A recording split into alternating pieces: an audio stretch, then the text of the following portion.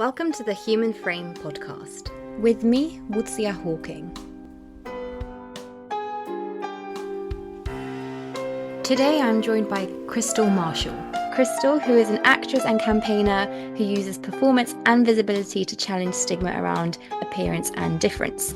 Diagnosed with a rare facial bone cancer in her teen, she has transformed her lived experience into a platform for empowerment, both on stage or film, and through her work with Changing Faces UK.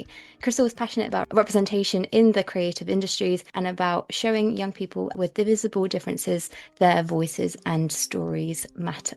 Thank you so much, Crystal, for coming on and discussing with me. I think I'm especially excited to speak to you because we both have a visible difference that people can see quite immediately. Thank you so much for having me. I'm really grateful to be here. Any opportunity that I have to speak about my story to hopefully inspire and motivate people, I'm totally open. Great, let's get stuck in right in. So I know we've both had experience of growing up with a visible difference, and I've not had many conversations with people that have had this because I feel like, that it's quite taboo still in terms of industry and even in society. So could you tell me a bit about your own journey and how also acting became a part of it? Yeah, sure. So in 2016, I was diagnosed with a rare facial bone cancer called osteosarcoma in my top jaw. My sister noticed a small bump on my gum, and so she said, go to the GP and the dentist to find out what it is. So I did, and after loads of x-rays, scans, and biopsies, and etc., they told me that I had cancer. And at first, I was very shocked, but also in disbelief because it was you could get cancer in your face. I was just like, what? I've never ever heard of it. In school, you get the basic education of cancer, where it's breast cancer or skin cancer or leukemia, it's a very well-known one. But I've never ever heard of cancer in your face before. And so I was like, are you sure that it's cancer? And this and that. But it was, unfortunately. And then after that, I had a year of chemotherapy, and then I had a total of about 5 or 6 operations. One big one to take out the tumor, and then the second big one to take some bone and skin from my right shoulder to put in to my face, to reconstruct my whole face. And so at the moment, I don't have a top jaw or any top teeth in, but I still have my molars, and so I'm able to eat and speak, obviously, and I can communicate. But my face is full of screws and stuff like that, and so that's what it is. And yeah, so in the near future, hopefully, I'm looking to have some new teeth put in, not for cosmetic reasons, because I feel like these days, being 27, I've learned to love myself and love who I am to the point where I don't really care really about having an operation to better myself. That's just my personal thing, but it's just more for listen, in the future, when I get older, my bones get a lot more weaker, I want to have a top jaw and top teeth just to make my life easier.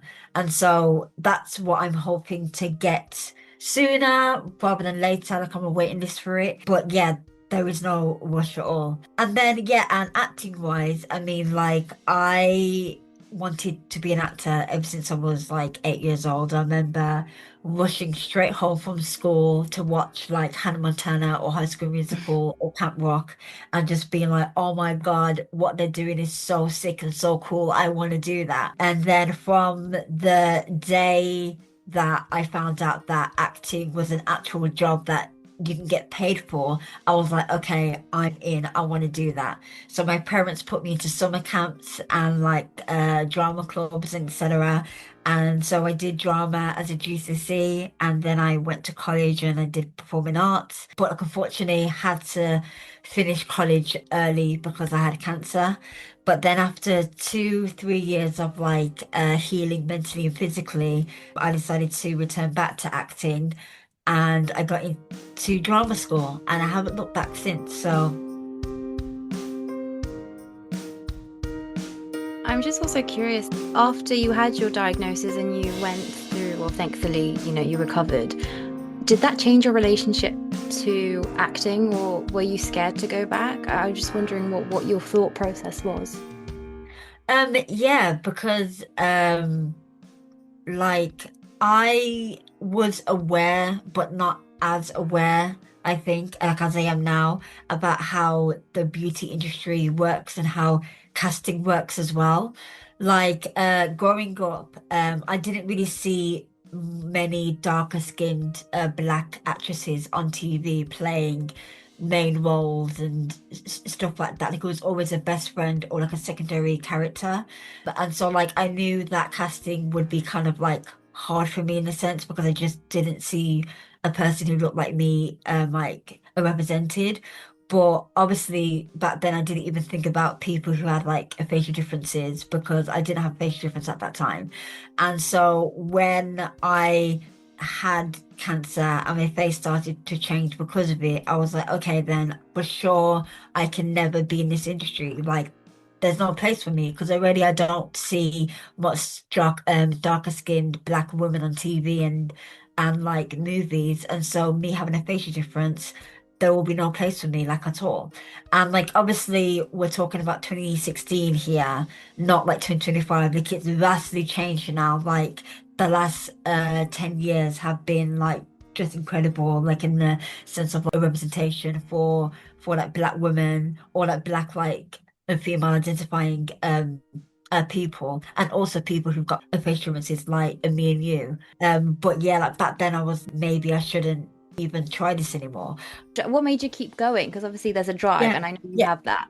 yeah, yeah, like so I knew that like I didn't want to do any admin or like behind the desk stuff or whatever, but I knew that I had to make money somehow. And so I decided to be like an assistant stage manager for like a while. And I was actually going to drama schools to be a stage manager, like in training that, because I knew that even if in my brain, in my mind, that I couldn't be an actress anymore, I still really wanted to be involved in that world because it was the only place where I felt completely myself. And so like I did that. Like I remember having this epiphany moment where I was up in the stage management box and I kept on seeing my friends and my colleagues, actors, having fun on stage, and they were just so free and so like just open and joyful. And I just had a moment to myself where like I was like, hold on, who actually told me that I couldn't act, I couldn't be on stage? Who sat me down and said that to me like as a fact? And then I was like, actually, no one has ever said that. Like it was only my own assumptions of my fear of like how I look like now and how the world would not accept me that was stopping me from actually doing something that I loved. And so I feel like after like I stopped putting strangers and like a public opinion above my own thoughts about myself, when I stopped doing that, I was like, you know what, like I'm just going to apply for drama school as an actor and just see what happens. And so I did that and I got in further than I ever thought that I ever would because I was the right side of my face. I mean, like this cheek that I have, like it's artificial. I can't really move it, like it doesn't move. And so I thought that, okay, all of what made me good as an actor has gone now. But by some miracle, I got in to the first round of drama school and the next round and the next round. And I was like, okay, then maybe there's something in this. And that's when I got into to Lambda eventually. It's interesting to think about because obviously, like you said, actors use their face so much, but I think the fact that it's, real people being on screen, I think it's becoming more and more of a real individuals. And, there's people out there that look like different. Well, it doesn't mean it's bad at all. It just means it's just different. And that's what needs to be accepted because not everyone looks like Margot Robbie. Though Yeah. I wouldn't mind if I did. What have been some of the moments where your performance or creativity in general really made you feel like yourself? So there's a moment that stands out to me. I was in my foundation year of a drama school, and we were given an assignment to create a monologue on anything. And so I was thinking to myself, okay, what can I write? Like, what can I do? And I was just like racking my head about what to write. And then I thought to myself, okay, like I'm gonna write about this girl who's got like a feeding tube and she's experiencing being intimate with a guy for the first time and what anxiety, fear, excitement comes with that, like, and how does that make her feel like, and etc. Because at that time, I like had a feeding tube because obviously when someone does surgery on your face, they can't really eat, and so I had a feeding tube to like help me eat and consume food. And also as well, like because I was still getting used to squeezing my face, like I couldn't really eat that much or that well. And so throughout the first year of drama school, I still had a feeding tube in. And I had so much anxiety about it because whenever there was like a social event to go to like a pool party or go swimming or go to the spa or do anything, I felt so self-conscious about this like feeding tube. And also as well, like I couldn't even go into deep water with it because it was obviously not safe and etc. And so like I was just like thinking to myself that if I had a character um being shown on TV that was experiencing what I experienced, then it would have made things a lot more easier for me because all I like or like all of like the people on my ward who had a feeding tube were vastly older, like they were like in their 80s and 90s or whatever. And so like there was no one around my age that truly understood or got my feelings about that. And so I created a character based on that basically. And I like read it out to my classmates as well. Like I didn't tell them that I had a feeding tube, but like it just made me feel seen, feel validated as well because it was something that was so close to me.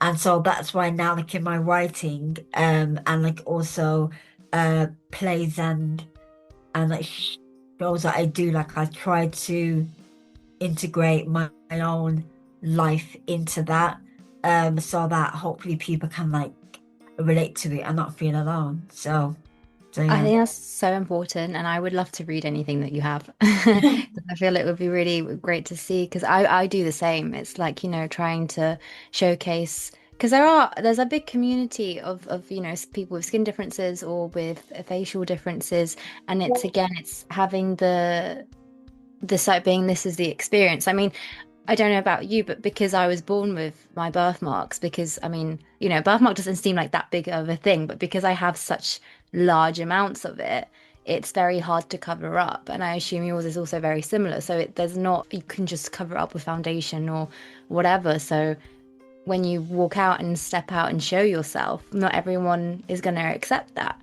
But I think telling it through personal stories like film again just makes it more of a personal connection and makes that more of a way of showing what people experience. And in a way, I hate the word tolerance because I just don't think it's the right word because I think acceptance is way better, right? And that's ultimately what we want is a world that accepts people for who they are rather than tolerating them because they don't understand it and would rather Yeah, they want. yeah, totally, like 100%. And I mean, people always look at me funny when I say that my idol and someone who I aspire to be is Miley Cyrus. And like, I I love say that her. like with a Love straight her. face because Miley, as like fans all know, I mean, we were fighting for our lives trying to defend her in like 2013 when like she had that and like had that breakout of like, okay, I'm not a child star anymore. I'm Miley, like I'm this and that. And I like Miley Cyrus is a person where she literally does not care what people think of her. she will act crazy, she will embarrass herself, she would do whatever she can just to have fun, but she's still like authentically herself.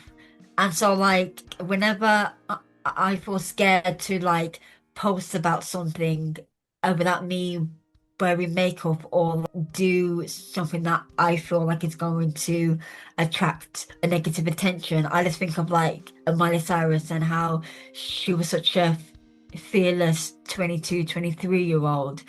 And to me, like I just find that just so like inspiring that she was just brazen in that way.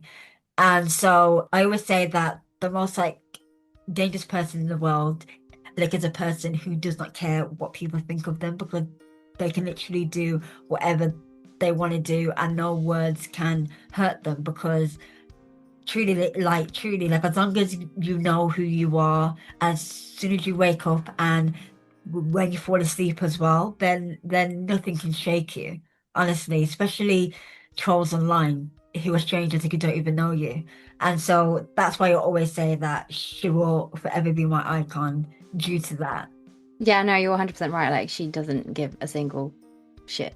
Yeah, I totally. honestly love her, especially with her music, her creativity. It's like, even she doesn't stay with one genre either. And I think that's so interesting to look at, and the fact of accepting who you are and experimenting with who you are as well. Yeah, because I, like you said, with the fact that if you accept who you are and you don't care, then it's, I don't know with your experiences, but I, for example, never got bullied, thank God. I mean, people tried because I genuinely was like, what are you gonna, yeah, I've read thumbs, like, what are you gonna do about, like, well done. The sky's Mm. blue, I have red thumbs. You know what I mean? So I think it's even your point of view about how you accept yourself is such a powerful tool to then kind of not, people feed off how your reaction, if they're expecting a reaction off from you and you're not giving it to them, Of course, then they're yeah. not going to go further, right? Obviously it's a lot easier said than done, but like from my own experience it's worked, but maybe because I also had such a supportive family. Did you have like other friends that also had kind of like differences around you that helped you, or was that a bit harder? Pre-cancer, no. The closest that I've had, which was really interesting because I didn't even take any notice until I had a face treatment. So I was like, oh wow, I kind of relate to that now. So my mom, when she was a young girl, she was like playing in the kitchen one day and her mom was cooking something like she was frying some oil like in a big pan. And then my mom tripped and then that big pan of oil went right on her arm and like so like her arm was like burning and like a sizzling and stuff like that. And we're talking about the 70s and stuff like that. Like and so like, obviously like, medicine it was not as it is now, but they gave her like a skin graft where like took it from her leg. So like she like has a scar like on her leg to her arm as well. But though like it's done in a way where like it's really obvious that it's like a burn mark. But for me, like, you know, like, I always saw her like as my mom, like, do you know what I mean? Like, I grew up around her having that burn on her hand.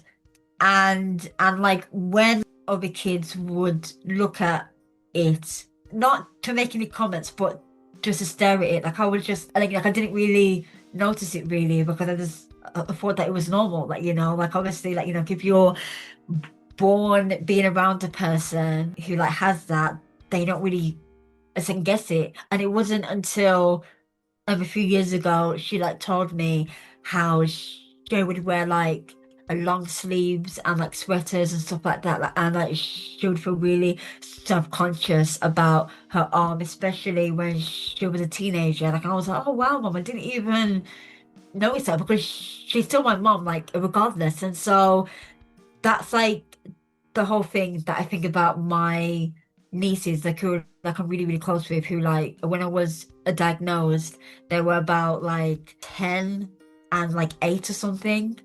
And I was very scared to see them because they look so different and also like and like my whole face was swollen and stuff like that. Like so I didn't want them to be scared of me or terrified or like not know what was going on. But my nieces are lovely. I mean, like they they like unconditionally love me. And so when they saw me, they just gave me a big hug and they were just like, oh, that's just Crystal. Like, do you know what I mean? I don't care what you look like. It's just like, yeah, like, and kids are very black and white in that sense. So, oh, Yeah. so like, you like had cancer? Like, okay, are you okay now? Okay, good. And like, okay, fine, okay, great. Like, can they move over it? Like, they move past it. Really beautiful to also like know you Yeah. have that support because like you said, like some people do turn on you and it's not, it just tells more about them than you as a person. Oh yeah, Um, yeah, totally. Yeah, yeah, like I mean, like I've had loads of friends who have just faded away from my life from me having cancer. Which like, like it's a bit of a horrible thing to like say, but it does happen unfortunately. it is Um, horrible. It's just, when when your friend needs you the most, it's well, I know, stuff happens and you gotta become stronger from it. I I know, hate I that know, I saying, but know. it's true. Totally, totally. I mean, like the friends that I have now are so much more like stronger, compassionate, more awesome than friends that I had back then 1,000 times%. Because as well, like I feel like as an adult, you're able to choose your friends more wisely and choose them like with intention. And so, yeah, like to actually think about how like in high school, like you are kind of forced to be friends with these people because they're in your class and you grew up with them, whatever. And like I'm like, yes, they're meant to be there, like I'm meant to really like, support you through anything, then they will be. And so like it is what it is. Truly, like I Yeah, need to say. But I'm exactly. happy and content with like the friends that I have today. Well, that's So great to hear. You're also, as I mentioned, very powerful voice with Changing Faces UK. What inspired you to get involved with them, and what was being part of the community mean for you personally as well? yeah, so I first heard about changing faces through my surgeon. I was still healing 2 weeks after the big operation that I had to like take out the tumor from my face. So like, at the time, I wasn't really interested to join any like groups. I wanted to go home because I was at London at the time. And so like I was not interested in speaking about it, having therapy or meeting truly like I just wanted to go back home to Birmingham. I can be in a small room by myself and just be left alone. Like that's what I wanted. Yeah. And so like it didn't take me until about like a year later. So we're talking about 2018 or 19 that like I was like, okay, I'm ready to speak to someone like this and join a group.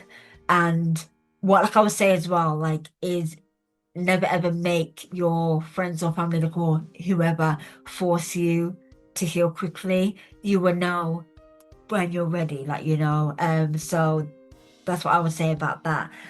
But anyway, for people who don't know, Changing Faces like is a leading charity that helps people who've got skin conditions or facial differences to like gain some mental health support or counseling.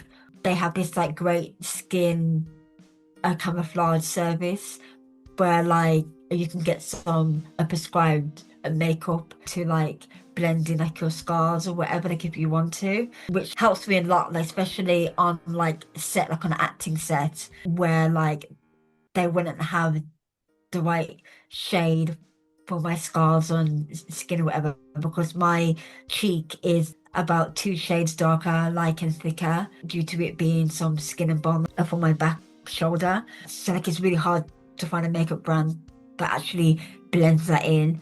And so they do greatly like with that. But most importantly, like it's a community of people who have facial differences. And so there are some like peer groups where people just like meet weekly, I think, just to speak about their like highs and their lows and what they're feeling and etc. Like and it's just a really, really nice like a community. And that's why like I'm a Training Faces a campaigner now where like, I just go out to the public and just speak about facial equality because it's something that I really care so much about, and just like make people more like aware that we are here to like help you, like listen, like and support you like the best that we can. And so that's what Changing Faces does. I'm also curious about your own opinion about what language you like to be used also, because I personally have had a really difficult relationship with people saying, skin conditions. I don't know. I feel like I prefer skin difference. I don't know if you have a specific preference on the language as well. Yeah, so like I think that there was an article that I did an interview with where they said Crystal Marshall had her face disfigured by cancer. And I hate that word like a disfigured because it means grotesque or distorted or whatever. Like, and it's just really negative words. Yeah. Say like a difference because I am different to people. And also unique. Yeah. Well, like even the word unique I don't like because it has a connotation to me and my own experience of being this like word that people use to make me feel better about myself. Like, Crystal, like, don't worry about your face. Like, you look unique. Like, you look like da da da da. Like, and it makes me feel a bit. But like saying that though, like, I feel like, and it's only my personal experience. Everyone is totally different, and so that's why it's so important to have these conversations about what words that personal, like, individual likes and don't like to avoid like offending anybody or making a mistake. But saying that though, like we can't please everybody that can so I think it's just nicer, because even with, people sometimes say like skin abnormalities or facial abnormalities, but they're not abnormalities, they are normalities because yeah. we're human and we're all different. So part of my kind of big thing is like normalizing that because like Yeah. we said, we all come in different shapes, sizes, skin shades, tones, pigmentations, anything. So again, it's not that it's abnormal or unnatural, it's just somehow how it feels when sometimes people speak about things. But it's Mm. not because we're all human, and that is what makes us human.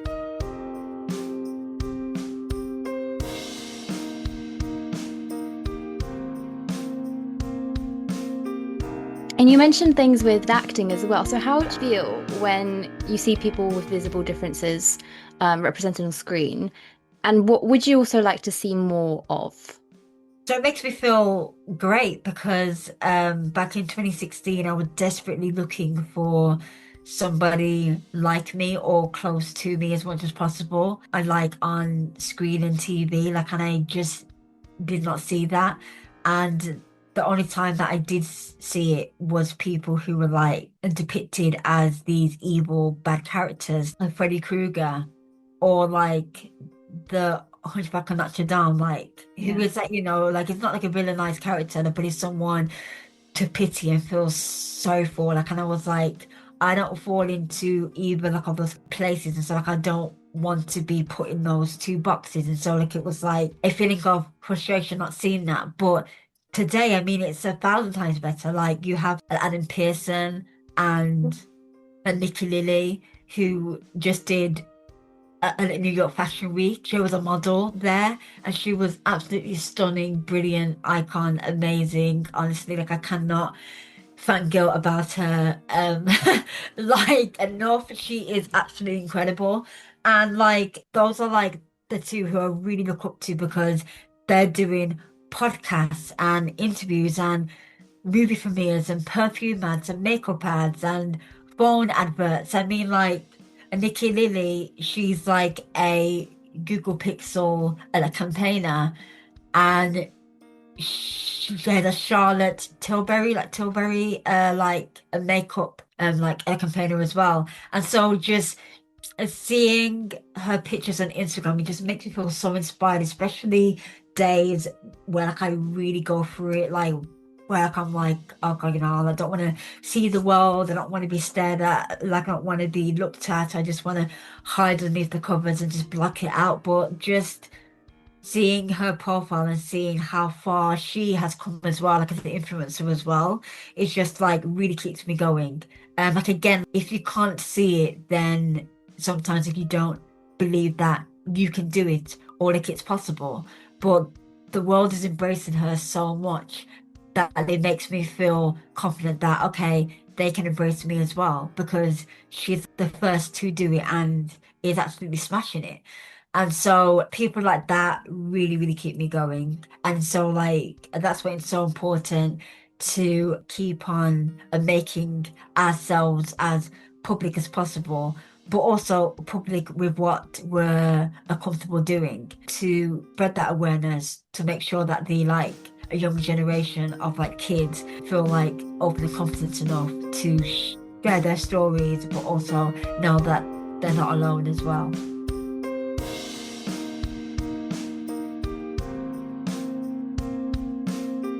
Exactly, and it's what you said, it's every person has a different relationship to their difference in that sense. So it's like knowing what they're comfortable with, what Yeah. they're not comfortable with, what they prefer to do or talk about it, or that kind of stuff. Seeing as, I'm doing this for 16 days of activism as well. How do you see representation of visible differences connecting to a broader fight for women's rights and equality, or whether there is a connection there?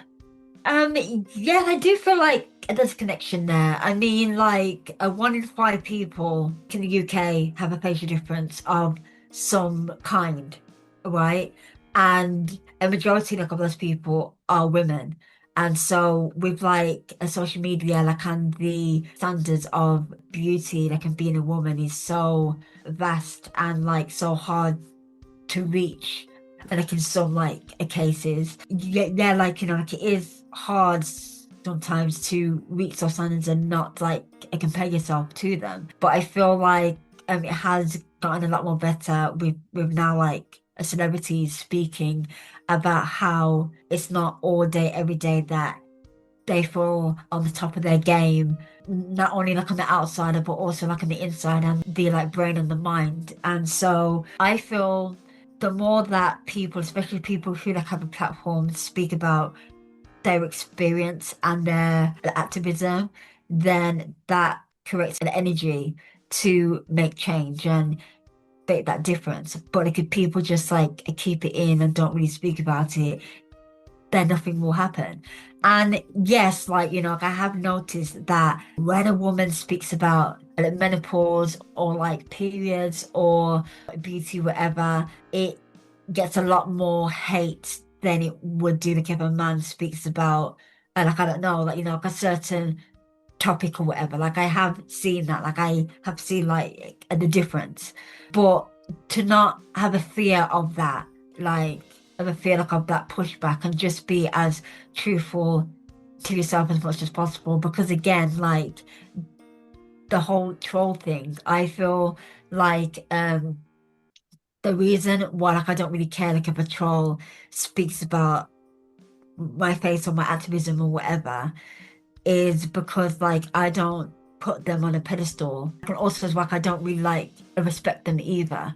So why would I take what a person who I don't respect words seriously or like hold it to like any type of weight? The only people who I like respect and I really hold in high regard is myself and like people who know of me. Like, do you know what I mean? And so like I feel again you just have to be true to yourself and actually true to your own experience, and then that will make change, hopefully.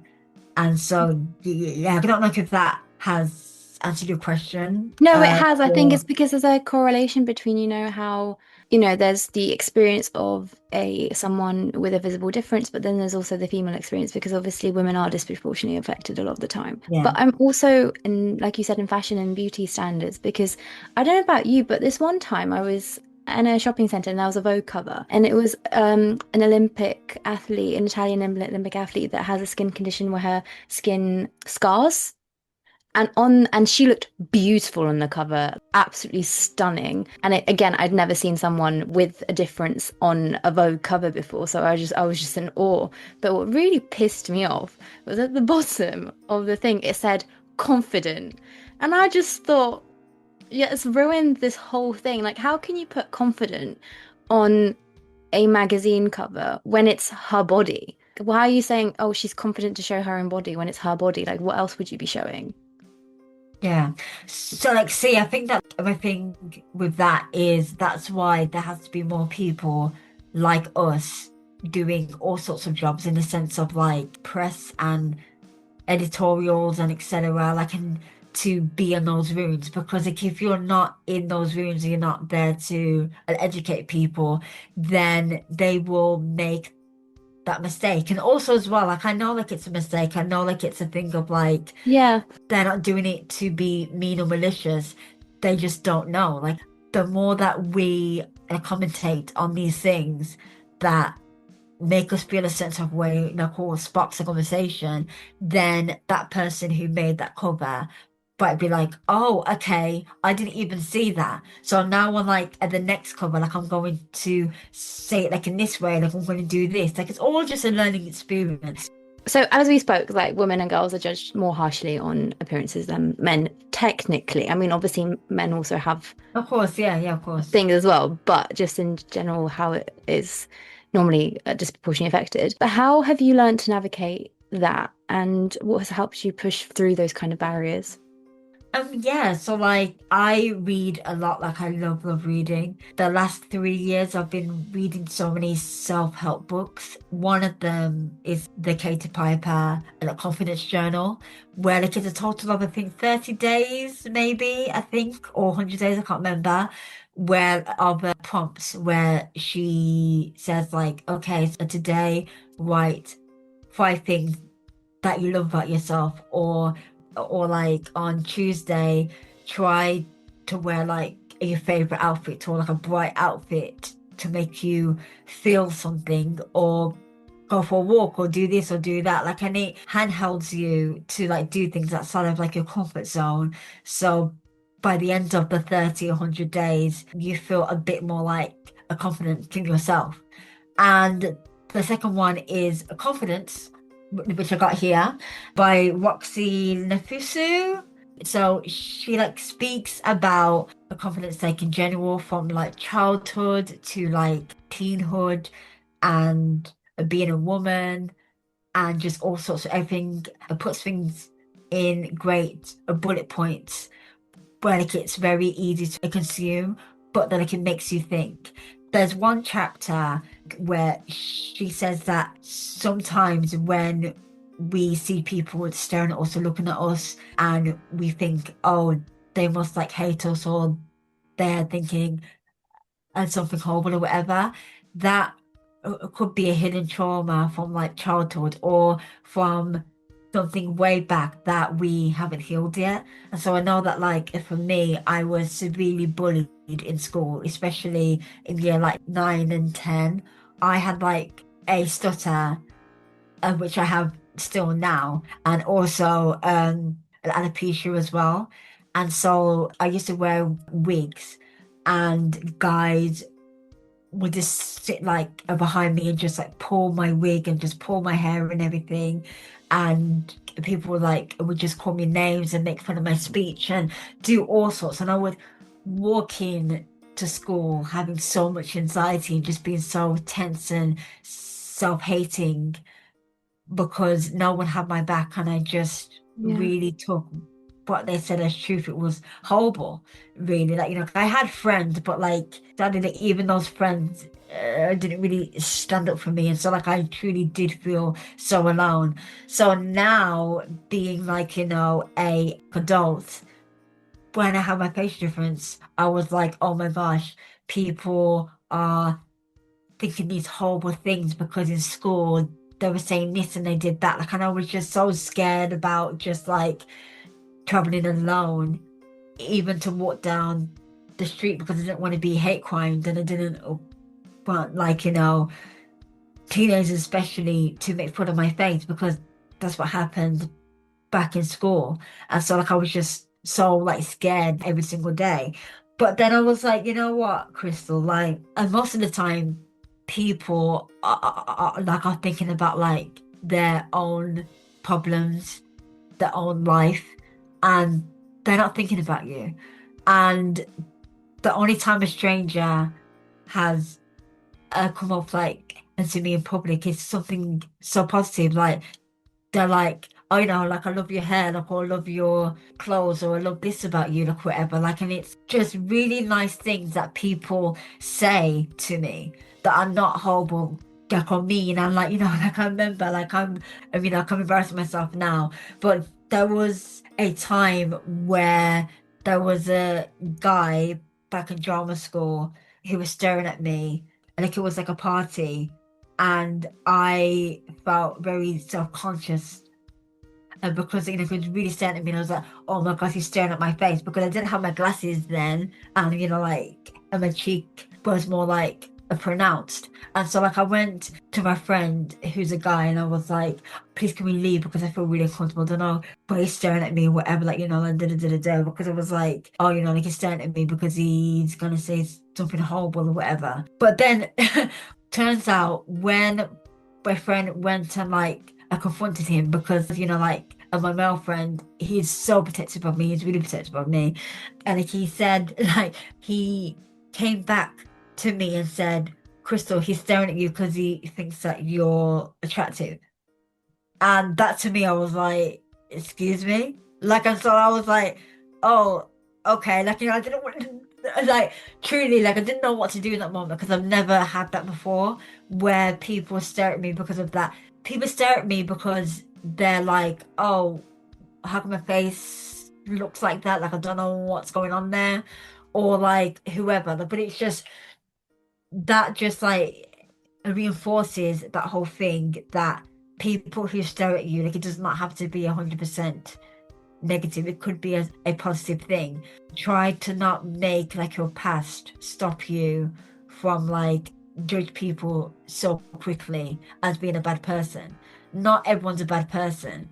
That was a bias that I myself had to get over, and to have a hard look at myself and be like, okay, like I need to give people a lot more grace.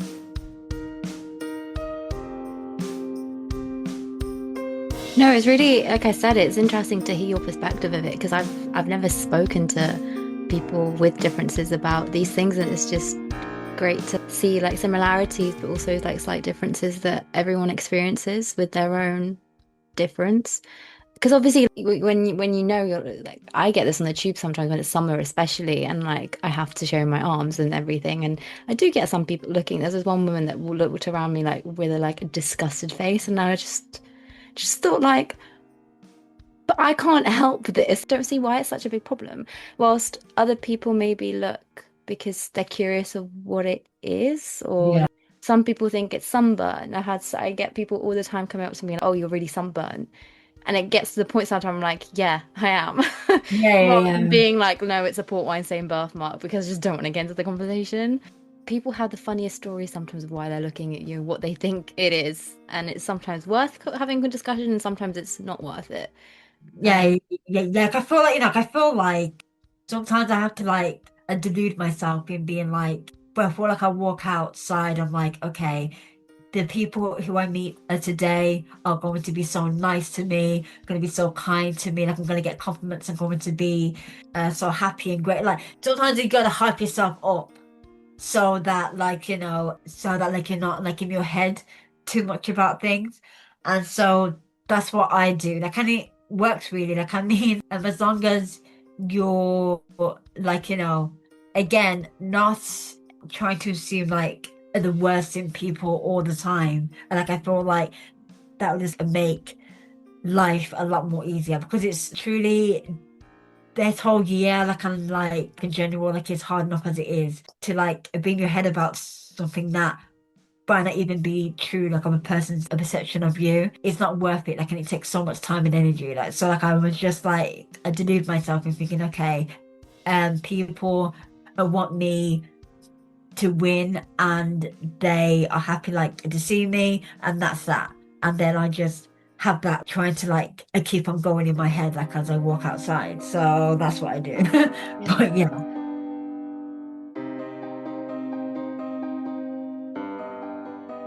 And just last question. If you could sit down with a young woman who's struggling with confidence right now because of a skin or visible difference, what's the one piece of advice or reassurance that you would give her? I would say that like when you walk into a room, be the light that you want to see and think of yourself as that light. I try to make sure that even though I had cancer and I have a facial difference now, and in some people's brain and stuff like that, they might like, like if it happened to them, they have every reason to be angry at the world and mad at everybody because of how they felt they have been like hard done by like a fate or like a god or whoever like you want to call it.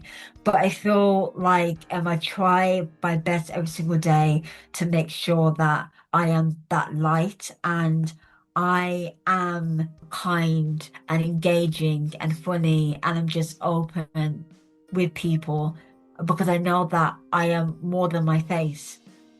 My face is like just a small part of me. Like, like I've got so many more great and interesting things about me. Like, do you know what I mean? Like me not having cancer, like is the least interesting thing truly like about me, honestly. And so it's just trying to like remember who you are, like at the end of the day, and never ever make a stranger tell you who you are, truly. And if you can, make sure that you are like consuming media, music, books that are really positive, that can like help you grow like as a person, yeah, and a human being, rather than make you feel like horrible about yourself. And because it's so easy to just like doom scroll and just like get really like in your head about things, but use that time to better yourself and to like actually try to see where like you're like unhappy with your life and try to flip it on its head and change that. Now there's like so many like tools and materials that like teenage girls and people like in general can use to like help them grow like and get out of that funk. And so use that and try to like read as much as possible, like and use your brain as a sponge to like have the information in your head about it. And so yeah, so that's what I would say to that young girl.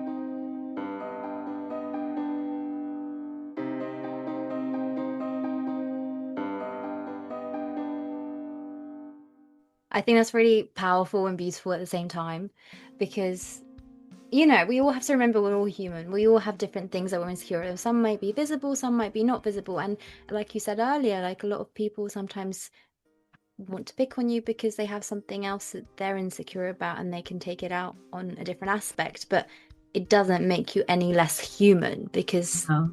that is what you are. We're all the same, we're all equal. And that's the most important thing to kind of carry through when you are. And obviously you're allowed to feel down. It's not like you can't do that. There obviously are going to be opportunities, but allowing yourself to feel that, express it, go through it, and carry on.